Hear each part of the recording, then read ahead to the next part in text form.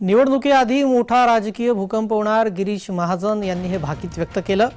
तर ईडीच्या भीतीने पक्ष फोडून चोरून नेण्याला भूकंप म्हणत नाही असं म्हणत संजय राऊतांनी महाजनांवर टीकास्त्र टाकलं।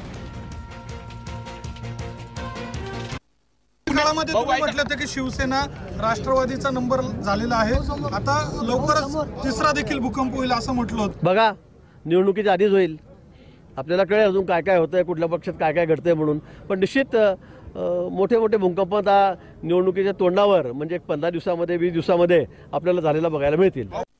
ईडीच्या भीतीनं पक्ष फोडणं याला भूकंप म्हणत नाही।